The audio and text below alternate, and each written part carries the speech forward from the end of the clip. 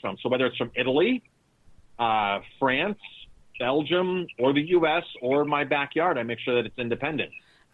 We have a really good brewery here. I'm going to have to hook you up with them. They come up with some really fun brews, and I think they're going to do a Diva beer. Oh, awesome. Yeah. Can't wait to. Yeah, I'll have to hook you up with them. Yep. That would be really cool. So you, didn't you open another restaurant with a partner last year? We did, and we only lasted about 2 months there, the partnership. It didn't work well at all. Darn.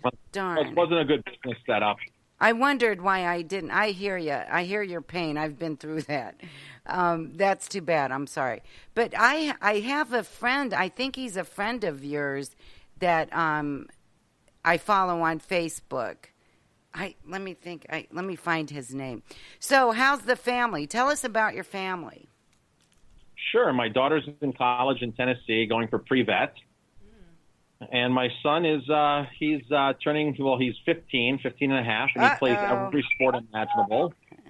He's 6'4", and he's exceptional at every sport that he plays, from golf to baseball to soccer to basketball. He's probably going to place kick for the football team next year. He's just an amazing, gifted athlete, and very, very smart as well. He's the top male in his class. Nice. Academically. And he looks so much like you. It's really funny how your daughter looks so much like Jamie, and he looks so much like you. If you took a picture of me when I was 15, 16 years old, you would think it was a picture of Justin. And we do that often. We that's funny. And we show people, and they're like, Justin. And they're like, no, that's Marcus. Isn't that funny? Is it Chef Marcel? No. Probably Lewis. Probably my friend Lewis, who's right next to us. Yes, that's who it is. Yes. Yeah. And he posts pictures of his food all the time. Yes, he has a neat little trattoria right here in Ellenville. Yes, that's who it is. Yep, okay. He really thinks the world of you as well. Yeah, he's a good guy. Good. Him and I were in Italy together in 2009. We went to Italy together. Oh, how fun that must have been. Yes. Very cool. So you just got back from Italy. So what was your main thing that you got from this trip? So the main thing, the main thing is building relationships with all the winery owners and the business owners that we do business with. It's building relationships, and it's very important for them to build relationships. They are incredible hosts. They want to take care of their guests. They'll do whatever. It's just amazing. But, for us, actually standing in the commune of Barolo, standing in the commune of Barbaresco, or going up into the base of the Dolomite Mountains and looking at the Prosecco vineyards and seeing everything be made in front of your eyes really is it's an experience that's part of our passion here at the restaurant, knowing where our food, beverage, and whatever it is comes from. So for us, it was just like, this is awesome. Yeah. This is where our comes from, and this is why we support this Prosecco producer. Right. And the pictures, oh my God, the pictures were just wonderful. I really enjoyed that so much. So thanks for sharing that. So if you were to sit down with a young chef just starting out right now, what would you say to him? Perfect question. I talk to a lot of young chefs. The very first thing I would tell them, do not take a job for the money. Take a job for the experience. Some chefs will spend lots of money in school, get a $100,000 loan, and at the end of it, they need to start working to pay their loan back. And they worry about the money. When you worry about the money, sometimes you take jobs that you forget about the experience. You want the experience. You want to be financially free to go to Spain, Italy, France, travel, work at places. You want to be able to go volunteer for free somewhere and work somewhere just to get it on your resume. I did that at 3 places in London. I volunteered for free, and they're on my resume. And I got to tell you, it's priceless. When I would go get jobs, years ago interview, it was amazing how quickly I'd get hired, or in certain cases, I wouldn't get hired because I was overqualified. So as a young chef, I went from $11 an hour to a six-figure income in 4 years when I decided it was time to make money. Wow. I said, I have to make money. I'm going to get married. I want to buy a house. No more working for free. No more taking jobs for, based on what I was going to learn. Now it's jobs. I'm going to take all this knowledge that I've accumulated over the last 4 years, 5 years, and I'm going to put that knowledge to work now. I'm going to put the reputations that I've worked for to work. And I went from literally $11 an hour, I made that decision, to a six-figure income within 4 years. Nice. 3 years. Nice. So the money will follow. The money will totally follow. You've got to take a job for what you're going to learn. And people go to school, and they'll spend $100,000 in school and owe that money back and not have a job still. So, you're already doing it. A lot of chefs, a lot of people say, I wouldn't work for free. You already are working for free. In fact, you're paying a school to teach you things that you can learn out in the field. I'm not saying don't go to school, but maybe a community college and pay $7,000 for tuition instead of paying $50,000 might be a much better return on investment for you, which is exactly what I did.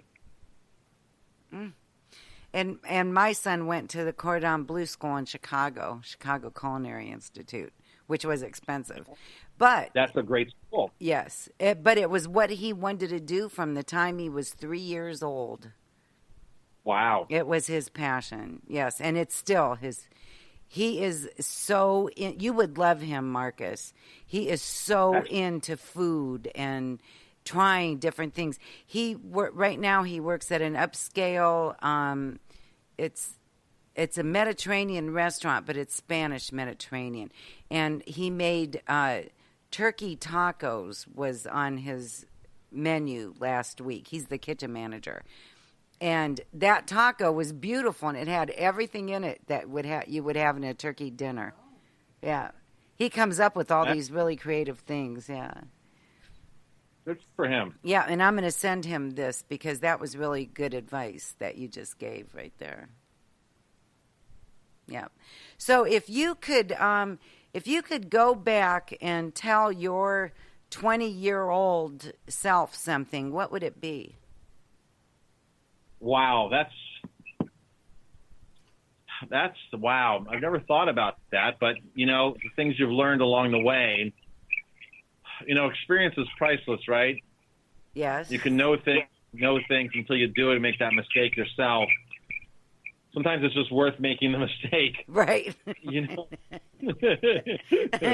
That way you only make it once, right? I'm really happy with what I did at 19 years old, at 20 years old, at 21, at 22. I was a very wise investor. I saved my money. I bought a house when I was 19 for the first time. I was working at really great places. I picked the places out. I was traveling the country. I went to Europe when I was 22, 23 to work there. My career, I gave up golf one time to learn how to ice carve and made lots of money doing ice carving, learned a valuable skill. There's really not many regrets at that young age. Nice. I think I was really forming a solid foundation for my career. Excellent. So what is something that you enjoy when you're not working, not thinking about the restaurant? And I know what it is.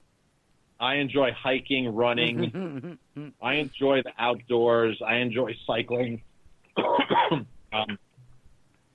love to get out in the woods and just run and get on a trail and just get lost out in the woods. Yeah, and you have some beautiful pictures. It's absolutely beautiful where you live. I was up on the top of the mountain today on the highest point for my run. Nice. So why do you like W4 Divas? Why do you like being with us? Because you are just so cool. You really are.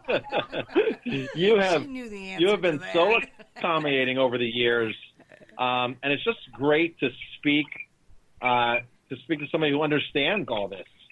Aw. and who's, just we're on the same wavelength with all this. Mm-hmm. And the really cool part is you just keep so active on Facebook. You keep sharing my stuff. It's just, I mean, I'm much more than a guest to you, in my opinion. When you started off introducing me, yes, we are friends. We've never really met each other in person, but you've really taken a lot of care to really engage in my content over the years, which was very appreciated. I've been on some radio shows where I'll be on once or twice, but they never really follow me. They never really do anything to, engage me to come back or just say, hey, I'm still listening to you. Might have been on a year ago, but I'm still listening to you. That's where we come in. Yeah.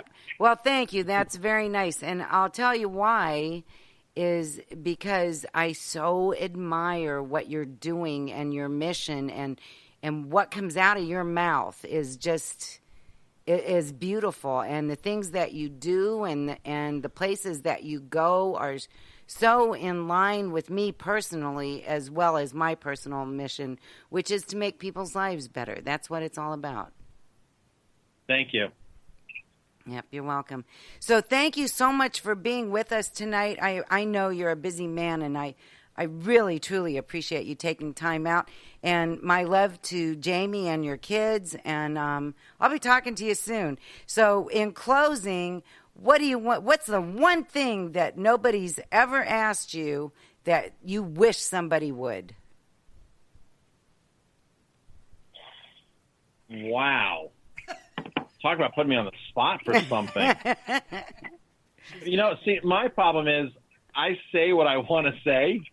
So it doesn't matter. I was doing a casting call today for a talent agency for a show for the Food Network. Fun. And she goes, what else do you have to say? And I rambled on for another 20 minutes on stuff.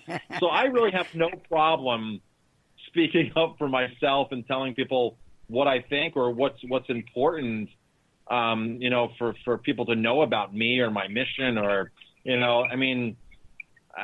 people have asked me where I've been born, all that kind of stuff. And it's, and then people, of course, the most common questions are, well, what's your favorite food? And that's kind of like a boring question. What's your favorite food? Like that's the thing. What's your favorite wine? Well, I haven't really discovered my favorite wine yet because I keep liking new wines. I keep liking the experience of knowing that I'm going to find another wine out there that's totally going to wow me. So that's the fun of it. Right. That is the fun of it, isn't it? The explore. Yes. Yeah. So I'm going to meet another farmer. I'm going to find another product. I'm going to create another dish. I'm going to meet new people. I'm going to meet new producers. It's all part of the whole experience. And wow, what would I want somebody to ask me? I got to think about that. Maybe we'll do that next show. Okay. Okay, good. So thank you so much, Marcus, and happy holidays to you and yours. And you know how I feel about you, buddy. And thank you very much. Happy holidays. Thank you. All right. Bye. Bye. What a guy, huh? Yes. Yeah. Oh my gosh, I love him. He is fun. He is fun. He is very fun. And everything that he says is like so True. right on, and I just wish I could get every restaurant to just listen to him. Mm-hmm. Because don't you wish that you could go into a restaurant and say, what's in this and how is this cooked? They say they don't know because the egg issue I have. Yes. I ask all the time. I don't know. Yeah, see, and that's maybe bad. It does. Right. They really don't know, and especially breads. Yes, that's right. So, yeah, It's sad. It's know. sad. So I wish I could just sprinkle everybody with Marcus Giuliano, all the restaurants, and just have them know. And, as consumers, why are we doing that? I know one time we went to a restaurant that is local. It's a chain, though. I don't go to chain restaurants very often. And we went to this one, and my meal was so salty I couldn't even eat it. And I said to him, I like this. I want to eat this, but it's way too salty.